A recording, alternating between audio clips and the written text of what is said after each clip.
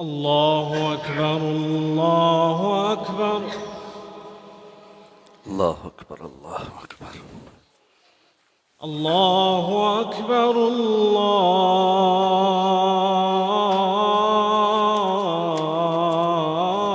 الله أكبر الله أكبر الله. أشهد أن لا إله إلا الله.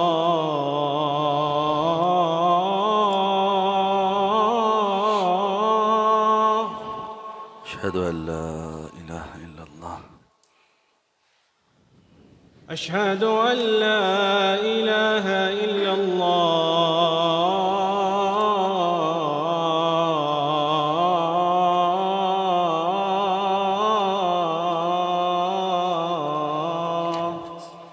أشهد أن لا إله إلا الله.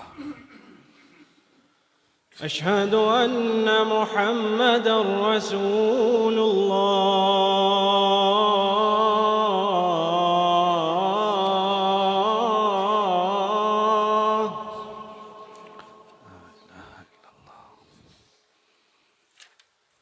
أشهد أن محمدًا رسول الله.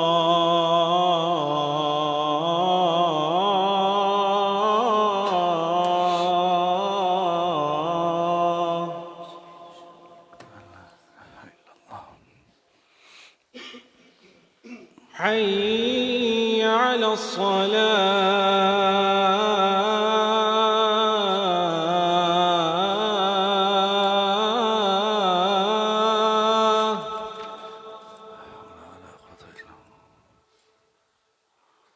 حي على الصلاة.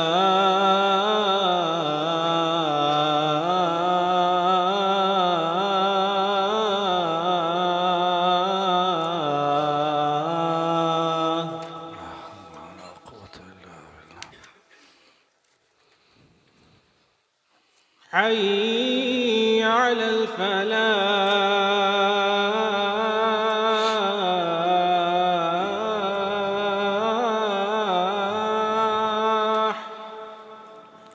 حول ولا قوة إلا بالله. حي على الفلاح.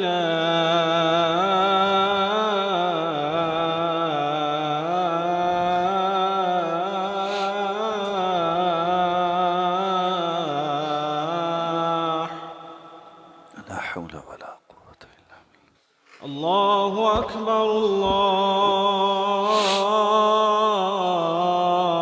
الله أكبر. الله أكبر الله. لا إله إلا الله.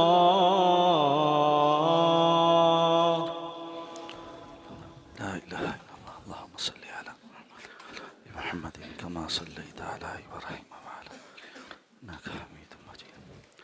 اللهم بارك على محمد وعلى آل محمد على إبراهيم وعلى آل إبراهيم إنك مجيد.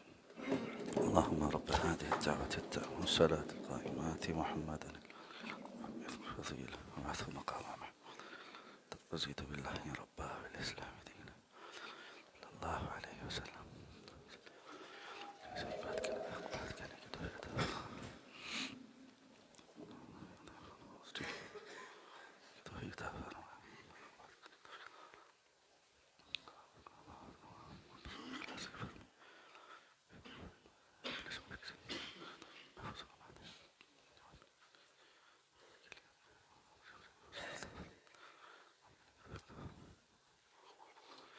السلام عليكم ورحمة الله وبركاته.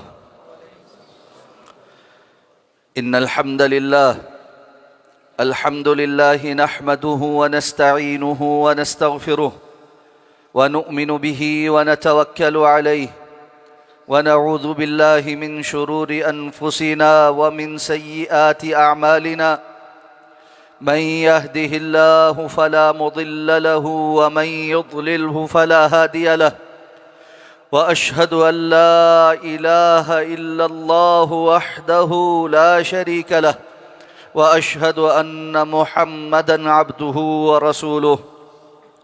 اللهم صل على محمد وعلى آل محمد كما صليت على إبراهيم وعلى آل إبراهيم إنك حميد مجيد. اللهم بارك على محمد وعلى آل محمد كما باركت على إبراهيم وعلى آل إبراهيم إنك حميد مجيد. أما بعد، فإن خير الحديث كتاب الله، وخير الهدي هدي محمد صلى الله عليه وسلم، وشر الأمور محدثاتها، وكل محدثة بدعة، وكل بدعة ضلالة، وكل ضلالة في النار. رب اشرح لي صدري ويسر لي أمري واحلل عقدة من لساني يفقه قولي. اللهم انفعنا بما علمتنا وعلمنا ما ينفعنا وزدنا علما. رب أعوذ بك من همزات الشياطين وأعوذ بك رب أن يحضرون. أما بعد، فأعوذ بالله من الشيطان الرجيم. إنما الصدقات للفقراء والمساكين والعاملين عليها والمؤلفة قلوبهم وفي الرقاب والغارمين وفي سبيل الله وابن السبيل فريضة من الله والله عليم حكيم.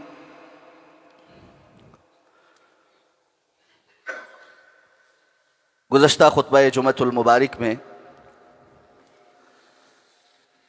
اسلام کے ایک اہم رکن زکوٰۃ کے حوالے سے ابتدائی گفتگو کی گئی تھی، اور یہ بات عرض کی تھی کہ اللہ تعالیٰ نے اہل ایمان پر بدنی عبادات بھی فرض کی ہیں اور مالی عبادات بھی فرض کی، اور زکوٰۃ مالی عبادات میں سے اہم ترین عبادت ہے جو اسلام کے ارکان میں سے. جو اس کی فرضیت کا انکار کرے وہ بالاتفاق دائرہ اسلام سے خارج ہو جاتا ہے.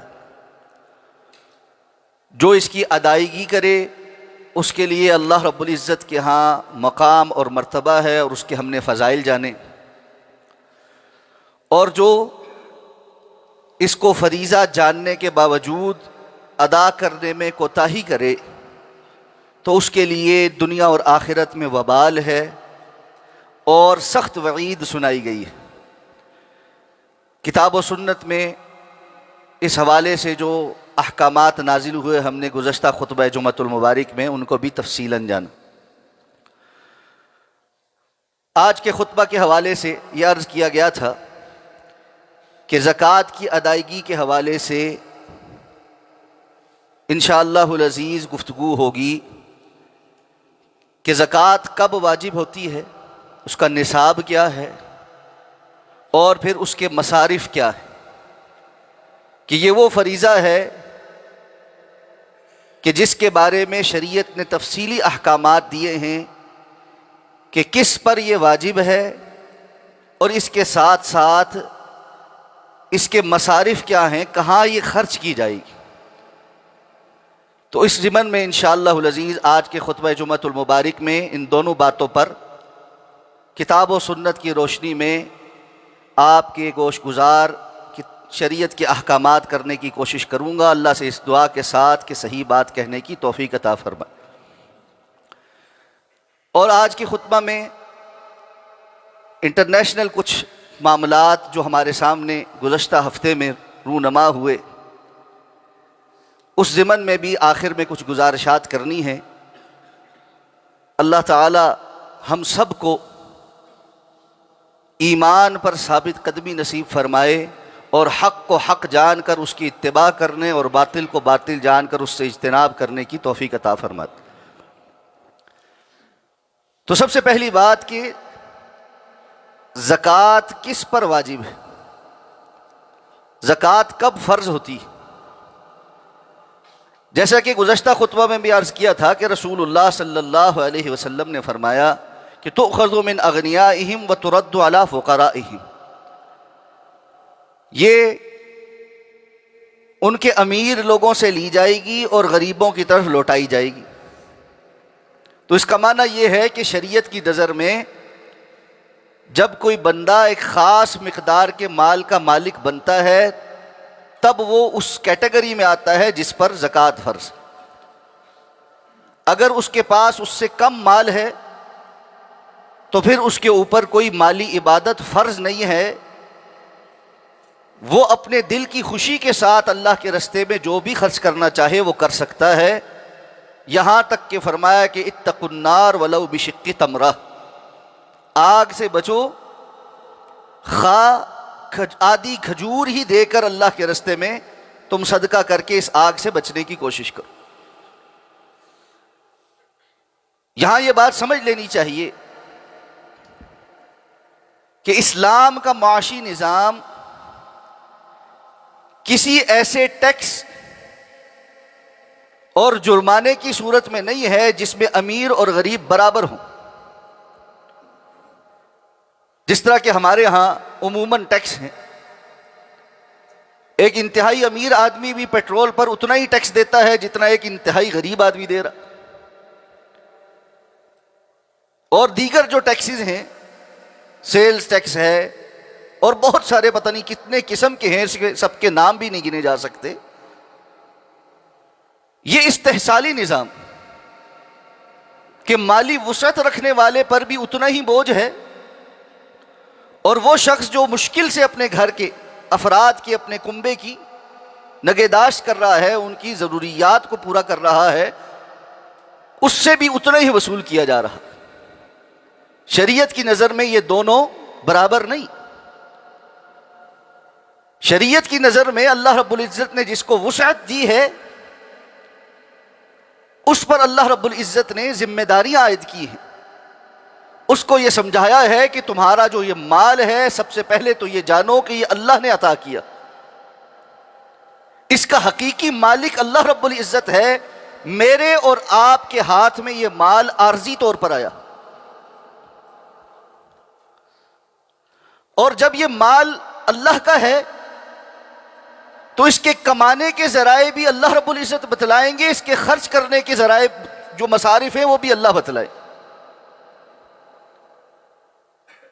اس لیے نہ اپنی مرضی سے اس کو کمایا جا سکتا ہے اور نہ ہی اپنی مرضی سے اس کو خرچ کیا جا سکتا۔ یہ امانت ہے اور ہم امین ہیں، جو اس امانت کا حق ادا کرے گا وہ کامیاب ہوگا، اور جو اس میں خیانت کا مرتکب ہوگا اللہ رب العزت کے ہاں جواب دے گا۔ قیامت کے روز انسان اللہ کے سامنے سے ہل نہیں سکے گا جب تک اس سوال کا جواب نہ دے لے، عن مالہ من این اکتسب وفیما انفق۔ آپ صلی اللہ علیہ وسلم نے فرمایا اس سے پوچھا جائے گا اس کے مال کے بارے میں، کہاں سے کمایا تھا اور کدھر کو خرچ کیا تھا۔ تو اللہ رب العزت نے جو مال عطا کیا ہے، مالدار لوگوں کو یہ سمجھایا ہے کہ اللہ نے تمہیں دیا، وَمِمَّا رَزَقْنَاهُمْ يُنْفِقُونَ، جو ہم نے ان کو رزق دیا ہے وہ اس میں سے خرچ کرتے ہیں۔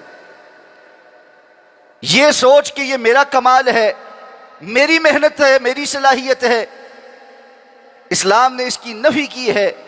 بہت سارے لوگ بڑی صلاحیت والے ہوتے ہیں، محنت بھی کرتے ہیں، لیکن نتیجہ وہ نہیں نکلتا۔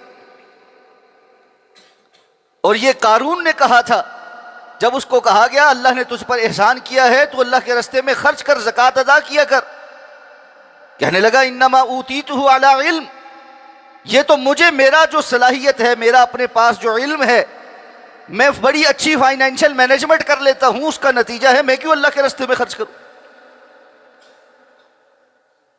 اور مشرکین مکہ نے اور منافقین نے قرآن نے جا بجا ذکر کیا ہے، یہی باتیں کی تھی کہ جن پر تم خرچ کرنے کا ہمیں کہتے ہو، اگر یہ اللہ کا حکم ہوتا تو اللہ ان کو خود ہی دے دیتا۔ یقیناً اللہ اس بات پر قادر ہے کہ غریبوں اور مسکینوں کو اللہ خود سے عطا فرما دے، اور ہر امیر آدمی اگر تھوڑا سا پیچھے جائے گا تو اس کو اپنی زندگی میں ہی یا اپنی 2-4 نسلوں کے پیچھے نظر آ جائے گا کہ وہ سارے بھی غریب تھے، اللہ نے ہی فضل کیا ہوا۔ لیکن اللہ تعالیٰ نے یہ امتحان رکھا ہے کہ جن کو دیا ہے ان کو بتایا ہے اللہ نے دیا ہے اور اس میں سے خرچ کرو، اور خرچ کرتے ہوئے بھی تمہیں یہ معنی معلوم ہونا چاہیے وفی اموالہم حق معلوم للسائل والمحروم، ان مالدار وسعت والے لوگوں کے مال میں ایک معلوم حق ہے سوال کرنے والا اور محروم رہ جانے والے کا۔ یہ احسان نہیں ہے، یہ حق کی ادائیگی ہے، یہ دوسروں کا حق ہے جو اللہ نے ہمارے ہاتھ میں دیا ہے۔ اور رسول اللہ صلی اللہ علیہ وسلم نے فرمایا اللہ تعالی بعض صلاحیتیں کچھ لوگوں کو عطا فرماتے ہیں، بعض نعمتیں کچھ لوگوں کو عطا فرماتے ہیں، اور پھر لوگوں کو ان کی جانب بھیج دیتے ہیں۔ جو لوگ ان نعمتوں کو دوسروں تک پہنچاتے ہیں، ان صلاحیتوں سے دوسروں کو استفادہ کرنے کا موقع دیتے ہیں، اللہ ان نعمتوں اور صلاحیتوں کو ان لوگوں کے پاس باقی رکھتے ہیں، اور جو لوگوں سے روک لیتے ہیں اللہ ان کو محروم کر کے کسی اور کو دیتا ہے جو لوگوں کو استفادہ کرنے کا موقع دیتا ہے۔ اس لیے اسلام کا نظام یہ ہے کہ یہ مال اگر انسان ایک نصاب کو پہنچ گیا ہے، یہ امیر آدمی ہے، اس کو اپنے مال میں سے وہ حصہ نکال کر جہاں اللہ نے بتایا وہاں پہنچانا ہے۔ تو کتنا آدمی جو ہے وہ کس مقدار پر بندہ پہنچتا ہے تو وہ امیر ہے؟ تو سب سے پہلے مال کے اعتبار میں فرمایا جس بندے کے پاس 7.5 تولے سونا ہے کم از کم یا اس سے زیادہ، یہ صاحب نصاب ہے، اس کو اپنے مال کی سونے کی زکوٰۃ ادا کرنی۔ 7.5 تولے سونا، اب اس سے کم ہے تو زکوٰۃ نہیں ہے۔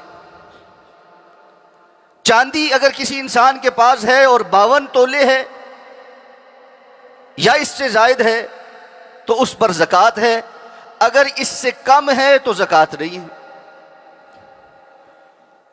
اب اس میں علماء کا اختلاف ہے کہ اگر کسی بندے کے پاس اتنا سونا ہے جو 52 تولے چاندی کے برابر پہنچتا ہے، کہ اللہ کے رسول کے زمانے میں 7.5 تولے سونا اور 52 تولے چاندی کی قیمت ایک برابر تھی۔ آج تو تقریباً کوئی 1.5-2 تولے سونے اور 52 تولے چاندی کی قیمت برابر ہو گئی۔ تو آیا جس کے پاس 2 یا 3 تولے سونا ہے چاندی کے نصاب کے حساب سے وہ زکوٰۃ دے گا یا نہیں دے گا؟ بعض علماء کہتے ہیں دے گا، لیکن درست بات یہ ہے کہ چونکہ ان کے علیحدہ علیحدہ نصاب شریعت نے بتائے ہیں، اس لیے یہ علیحدہ علیحدہ ہی متعین کیے جائے۔ تو جس بندے کے پاس 7.5 تولے سونے سے کم ہے سونا، اس پر اس سونے کی زکوٰۃ نہیں۔ جس کے پاس 52 تولے سے کم ہے چاندی، اس پر اس چاندی کی زکوٰۃ نہیں۔ اس سے زائد ہے تو جتنا بھی ہے اس سب پر زکوٰۃ۔ یہاں یہ بات سمجھ لیں، بعض لوگ سمجھتے ہیں 7.5 تولے سے اوپر پر جو زکوٰۃ ہے، یعنی مثال کے طور پہ کسی کے پاس 8.5 تولے سونا ہے تو 7.5 تولے تو نصاب والی بات ہوگی، اس کا مطلب 1 تولے کی زکوٰۃ دینی ہے۔ یہ ایسا نہیں، مکمل 8.5 تولے کی زکوٰۃ دینی، مکمل 60 تولے چاندی کی زکوٰۃ دینی، 100 تولے چاندی کی زکوٰۃ دینی، اور وہ کتنا ہے؟ 2.5% کے حساب سے۔ جو انسان کے پاس سونا یا چاندی ہے جتنا ہے نصاب کو پہنچ گیا، 2.5% کے حساب سے زکوٰۃ دینی۔ اور اس میں ایک شرط اور ہے کہ یہ سونا اور چاندی مکمل 1 سال اس کی ملکیت میں رہا ہو۔ 1 سال ملکیت میں رہنے کا کیا مطلب ہے؟ 1 سال ملکیت میں رہنے کا مطلب یہ ہے کہ پورا سال 7.5 تولے سے کم نہیں ہوا، 52 تولے سے کم نہیں ہوا۔ اگر زیادہ ہوتا رہا اور اس زیادتی میں کمی بیشی ہوتی رہی، مثلا کسی وقت اس کے پاس 10 تولے تھا، کسی ٹائم 11 تولے تھا، کسی ٹائم 12 تولے تھا، پھر وہ 10 تولے پہ آ گیا یا 9 تولے پہ آ گیا، اس سے فرق نہیں پڑتا۔ سال کے مکمل ہونے پر، مثلا پچھلے سال 1 رمضان کو آپ نے حساب کیا تھا، اس سال 1 رمضان کو آپ کے پاس 9.5 تولے ہے، جبکہ سال کے بیچ میں کسی وقت یہ 12-13 تولے بھی رہا یا اس سے زیادہ بھی رہا یا اس سے کچھ کم بھی ہوا، 8 تولے بھی ہوا، لیکن 7.5 تولے سے کم نہیں ہوا، تو سال مکمل ہونے پر جتنا موجود ہے اس کے حساب سے آپ نے زکوٰۃ دینی۔ سال کا معنی یہ، اور یہی روپے پیسے کا حساب بھی ہے۔ اب یہاں پر پھر فقہا کا آپس میں ایک سے زائد آراء ہیں کہ روپے پیسے کے لیے نصاب سونے کی بنیاد پر بنایا جائے گا یا چاندی کی بنیاد پر بنایا۔ کچھ عرصہ قبل چاندی اتنی سستی تھی کہ بعض علماء کا یہ خیال تھا کہ 52 تولے چاندی 52,000 روپے 50-60,000 70,000 کی مل جاتی تھی۔ تو یہ بندہ تو اب مالدار نہیں ہے نا، تو سونے کو نصاب بنانا چاہیے۔ گزشتہ کچھ دنوں میں چاندی اور سونا دونوں اتنا مہنگے ہو گئے کہ 52 تولے چاندی تقریباً اس وقت 7 سے 8 لاکھ روپے کے درمیان بن رہی۔ اب یہ بندہ بھی مالدار ہی ہے۔ تو اس میں عمومی رجحان فقہا کا یہ ہے کہ نصاب کے لیے، روپے کے نصاب کے لیے سونے اور چاندی میں سے جس کا بھی کم قیمت بنتی ہوگی اس کو معیار بنایا جائے۔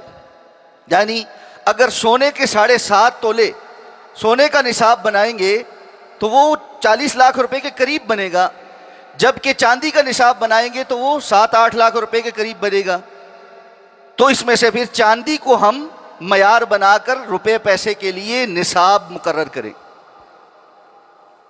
تو اس اعتبار سے تقریباً 7 لاکھ سے کچھ زائد رقم اگر کسی بندے کے پاس سارا سال رہی اور اس سے کم نہیں ہوئی، اس سے اوپر والی جو رقم ہے وہ اس میں کمی بیشی ہوتی رہی، تو پھر وہ صاحب نصاب ہے، اس کو اپنے اس پیسے کے اوپر سال مکمل ہونے پر جتنا موجود ہے اس وقت اس کی زکوٰۃ ادا کرنی، اور وہ بھی 2.5% کے حساب سے، یعنی لاکھ روپے کے پیچھے 2500 روپے اس نے زکوٰۃ کے ادا کرنے۔ یہاں یہ بات سمجھ لیجئے کہ ایک بندہ ہے، اس کے پاس کچھ سونا ہے، کچھ چاندی ہے اور کچھ نقدی ہے۔ ان میں سے کوئی بھی چیز اپنی اپنی حیثیت میں زکوٰۃ کے نصاب کو نہیں پہنچتی۔ سونا 5 تولے ہے، چاندی کوئی 40 تولے ہے، اور روپے پیسے جو نقدی ہے وہ کوئی 4-1 لاکھ روپے ہے۔ اب اس کو کیا کرنا چاہیے؟ زکوٰۃ دینی چاہیے نہیں دینی چاہیے؟ علماء یہ کہتے ہیں کہ اس کو ان سب کو مکس کر کے ایک مالیت بنانی چاہیے اور زکوٰۃ دینی چاہیے۔ یہ بعض فقہا کا قول ہے، اور جمہور کا قول یہ ہے کہ نہیں، ایسا نہیں کرنا چاہیے۔ اس کو جب اس کے پاس ساری مدات علیحدہ علیحدہ ہیں، ایک بھی مد میں یہ نصاب کو نہیں پہنچ رہا اور شریعت نے ہر چیز کا نصاب علیحدہ بیان کیا ہے، تو اس اعتبار سے اس پر کوئی زکوٰۃ نہیں بنتی۔ ہاں، جو علماء یہ کہتے ہیں جمہور، وہ پھر بھی یہ کہتے ہیں کہ یہ اگر اپنی دل کی خوشی سے ادا کرے تو یہ زیادہ بہتر ہے، لیکن فرضیت کے لیے شریعت نے جو معیار بنایا ہے یہ اس پہ پورا نہیں اترتا۔ اور زیادہ بہتر یہی ہے کہ انسان کو جب اللہ نے اس طرح مختلف چیزوں میں اتنا مال دیا ہوا ہو تو اس کو اللہ کے راستے میں خوش دلی کے ساتھ خرچ کرنا چاہیے۔ ہم نے وہ آیہ مبارکہ پڑھی تھی کہ وہ مال جو تم اللہ کی خوشنودی کے لیے زکوٰۃ کے طور پر ادا کرتے ہو وہ اللہ کے ہاں بڑھایا جاتا ہے۔ اللہ کے رسول صلی اللہ علیہ وسلم قسم اٹھا کر بتا رہے ہیں جس مال میں سے صدقہ دیا جاتا ہے اس میں کمی واقع نہیں ہوتی، اور کل قیامت کو انسان اپنے صدقے کے سائے کے نیچے ہوگا۔ اس لیے اسے چاہیے کہ جب اللہ نے اس کو مختلف کموڈٹیز کی صورت میں دیا ہوا ہے تو پھر وہ نصاب کو نہیں بھی پہنچ رہا تو اپنی طرف سے خوش دلی کے ساتھ اللہ کے راستے میں خرچ کرے۔ اسی طرح وہ مال تجارت جو اس نصاب کو پہنچتا ہے اور انسان پورا سال اس میں تجارت کرتا ہے، وہ بھی زکوٰۃ ادا کرنے کے قابل ہے۔ یعنی جس کو آپ یہ کہتے ہیں کہ رأس المال، کیپٹل، اس کا اندازہ یہ ہے کہ جو بھی بندہ اس کے پاس جو اپنا دکان پر مال پڑا ہے اس سب کا وہ حساب کرے اور اس میں سے جو اس کے ذمے واجب الادا ہے اس کو منہا کرے۔ مثال کے طور پہ سال کے مکمل ہونے پر اس کے پاس یکم رمضان کو اس کی دکان پر جو مال پڑا ہے وہ 10 لاکھ روپے کا ہے، اور اس مال کی اس میں سے اس نے ادائیگی جو ہے وہ دوسرے لوگوں کو جو کچھ مال کی ادائیگی کرنی ہوتی ہے وہ 2 لاکھ روپے کی ادائیگیاں بھی کرنی. اب یہ اس کے پاس جو مال ہے یہ 8 لاکھ روپے کا ہے. اس طرح اس کو اپنے واجب الادا جو معاملات ہیں ان کو منہا کر کے جتنا اس کے پاس سرمایہ ہے یا جتنا بھی اس کے پاس تجارتی سامان پڑا ہے اس سب کی زکوٰۃ بھی 2.5% کے حساب سے نکالنی ہے اور ادا کرنی.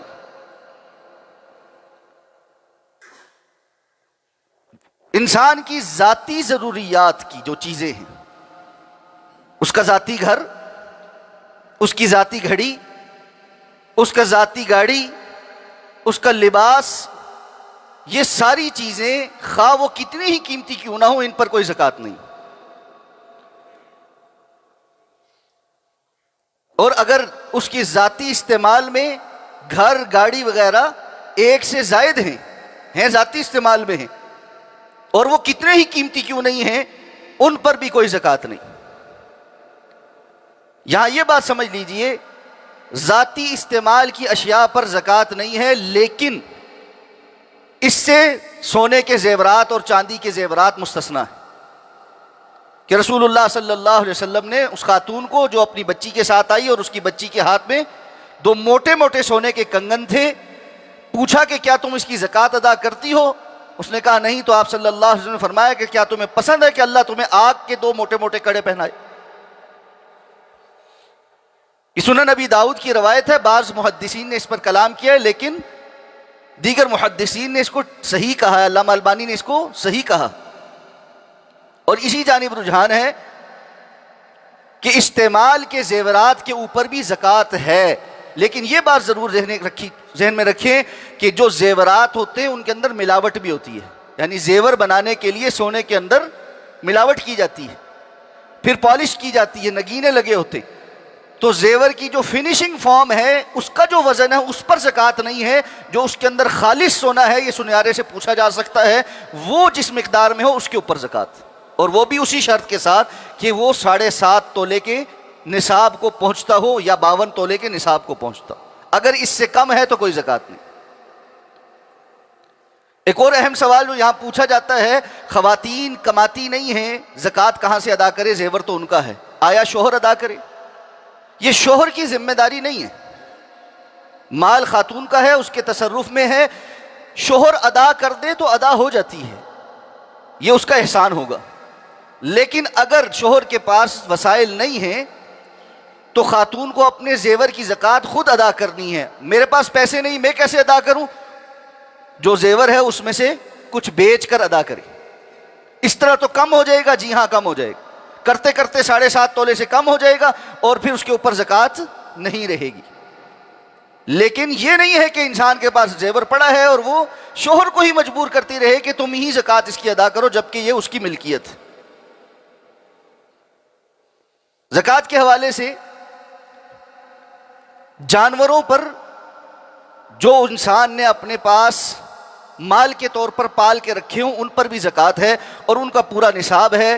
اس میں سے جو جانور مال تجارت کے طور پر پالے ہیں، مثلا کسی نے گھوڑے اس لیے پالے ہوئے ہیں کہ وہ ان کو بیچتا ہے، تو یہ مال تجارت ہی ہے. سال کے سال اس نے اس کا حساب لگا کر زکوٰۃ دینی ہے، خواہ ان کی تعداد کوئی بھی ہو.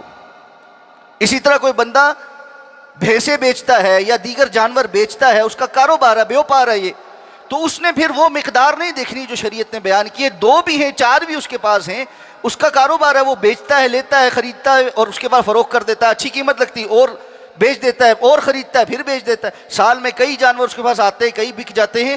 اس کو مال تجارت کے طور پر اس کو ٹریٹ کرنا اور اس کی زکوٰۃ دینی. لیکن ایک بندہ ہے وہ فروخت کرنے کے لیے نہیں، ویسے اپنے مال کے لیے اپنے پاس جانور رکھتا، تو پھر ان جانوروں میں سے اونٹ، گائے اور اس کی جو جیسے بھینس ہے جو اس کے حکم میں داخل ہے، اور بھیڑ بکری اور جو اس کے حکم میں داخل ہیں، ان جانوروں پر اپنے اپنے نصاب کے مطابق زکوٰۃ ہے. جو لوگ اس طرح جانور پالنے والے ہوں ان کو پھر علماء سے رجوع کرنا چاہیے اور اپنے جانوروں کا نصاب جان کر ان کی زکوٰۃ ادا کرنی چاہیے. اسی طرح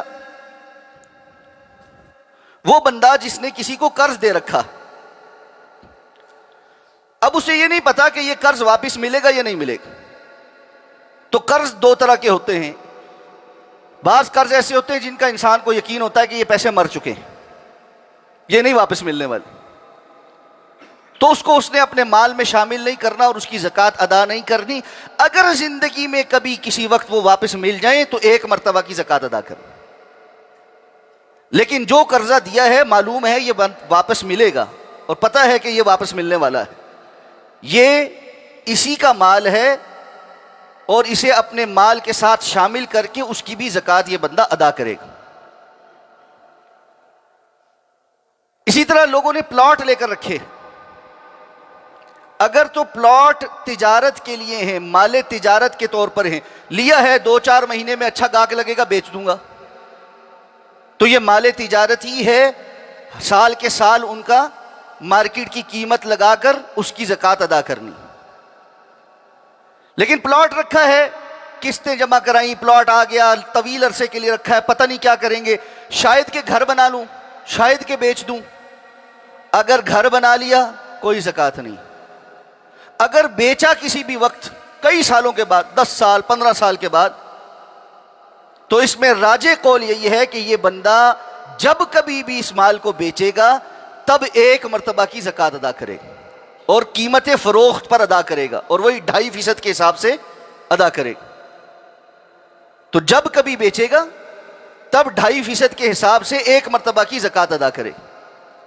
لیکن جنہوں نے پلاٹ مال تجارت کے طور پہ رکھے ہیں، ان کو بیچتے خریدتے رہتے ہیں، وہ ان کا سامان تجارت ہی ہے اور اس کے سال کے سال زکوٰۃ ادا کرنا۔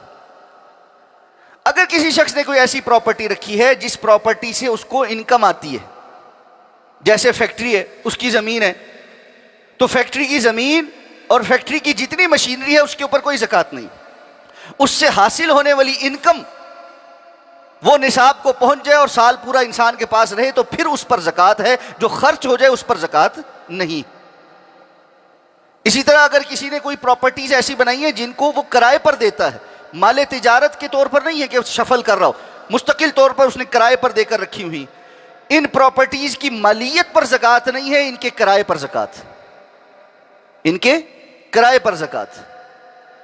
تو سال کے سال جو کرایہ بچتا ہو سیونگ کے طور پر اس کو اپنے پورے مال میں شامل کر کے اس کی زکوٰۃ دینی ہے، اور اگر خرچ ہو جاتا ہو تو پھر کوئی زکوٰۃ نہیں۔ اسی طرح جو زرعی زمینیں ہیں ان سے حاصل ہونے والی جو پیداوار ہے، جو غلہ ہے، اس کے اوپر زکوٰۃ ہے، اور وہ زکوٰۃ اس کی شرط یہ نہیں ہے کہ سال پورا اس پر گزرا ہو، جب بھی غلہ آپ کو ملے گا 5 وسق اس کی مقدار ہے، 5 وسق تقریباً 640 کلو گرام کے قریب بنتے ہیں، اس سے زیادہ یا اس کے برابر پیداوار ہوئی ہے تو پھر اس کا عشر نکالنا ہے۔ اور عشر کیا ہے؟ ایسی زمین جو بارانی زمین ہو، جس کو کسان خود سیراب نہ کرتا ہو بلکہ وہ بارش سے سیراب ہوتی ہو، اس زمین سے حاصل ہونے والی جو پیداوار ہے اس کا 10% اس نے اللہ کے رستے میں دینا ہے۔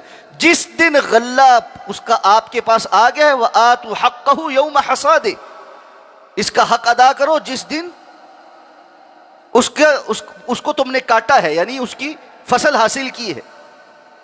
اور اگر زمین ایسی ہے کہ وہاں پر پیداوار کے لیے ٹیوب ویل سے، کنویں سے، راہٹ سے خود محنت کر کے وہ بندہ پانی لگاتا ہے اور اس کے نتیجے میں اس کے اخراجات ہوتے ہیں، تو رسول اللہ صلی اللہ علیہ وسلم فرمایا اس کی پیداوار نصف العشر، یعنی اس کی پیداوار پر 5% کے حساب سے وہ زکوٰۃ دے گا، 10% کے حساب سے نہیں، یعنی آدھی زکوٰۃ ہے اس پر۔ تو یہ زکوٰۃ کے نصاب کے حوالے سے کچھ ضروری گفتگو تھی۔ اس کے مصارف کے حوالے سے انشاءاللہ العزیز آئندہ خطبہ جمعۃ المبارک میں بات کریں گے، اور استقبال رمضان کے حوالے سے بھی بات کریں گے۔ اللہ رب العزت سے دعا اللہ میں سمجھ کر عمل کرنے کی توفیق عطا فرمائے۔ اقول قولی ھذا واستغفر اللہ لی ولکم ولسائر المسلمین برحمتک یا ارحم الراحمین۔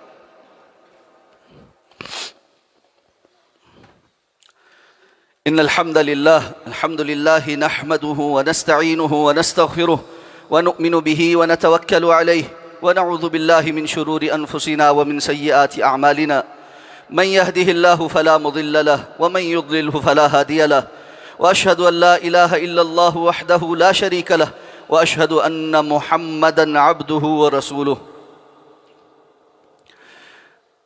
زکوٰۃ کے مسائل میں چند خلاصے کے طور پر باتیں جو وقت کے اندر کی جا سکتی تھیں وہ آپ کے سامنے بیان کر دی گئیں۔ اہم ترین معاملہ یہ ہے کہ ہر شخص کو چاہیے کہ علماء سے رجوع کرے اور اپنے اموال کی زکوٰۃ جان کر اس کو ادا کرنے کی طرف توجہ فرمائے۔ اللہ رب العزت ہم سب کو نیکی کے کاموں میں آگے بڑھنے کی توفیق عطا فرمائے۔ حالیہ دنوں میں انٹرنیشنلی امریکی حکومت نے ایک مجرم کی ای میلز اور اس سے متعلقہ چیزیں جاری کی ہیں جس کا نام جیفری ایپسٹین ہے۔ یہ قریباً 4 دہائیوں تک امریکہ اور یورپ اور اس پوری دنیا کے اندر بڑے بڑے حکمران طبقے اور اثر و رسوخ رکھنے والے اور مالدار طبقے کے ساتھ رابطے میں رہنے والا شخص تھا، اور اس وقت جو صورتحال ہے کہ یہ باضابطہ طور پر اسرائیلی انٹیلیجنس ایجنسی موساد کا ایجنٹ تھا، اور ان کے لیے کام کرنے کے لیے یہ اخلاق باختگی کے اس مرحلے پہ پہنچے ہوئے تھے جہاں یہ لوگوں کو ان کی ہوس پوری کرنے کے لیے باقاعدہ فیسیلیٹیٹ کرتا تھا، اور لوگوں کو اپنے جہاز پر لے جا کر جزیروں کے اوپر رکھنا اور وہاں ان کو خرافات کے اندر مبتلا کرنا، ان کو بلیک میل کرنا، اور پھر چھوٹے بچے اور بچیوں کے ساتھ بدکاری کا ارتکاب کرنا، شیطانی اور ابلیسی قوتوں کے ساتھ روابط کے لیے ایسے ریچولز اور ایسی عبادات کا بجا لانا جس کے اندر انسانی گوشت کا کھانا، قتل و غارت گری، انسانی فضلے کا کھانا، اور اس سے بھی زیادہ غلاظت کے بے تحاشا جرائم کا ارتکاب ہوا ہے۔ اس ضمن میں جو بات میں آپ کے سامنے رکھنا چاہتا ہوں، معلومات تو ڈھیر انٹرنیٹ پر اویلیبل ہیں اور آپ میں سے اکثر ان کو جانتے ہیں۔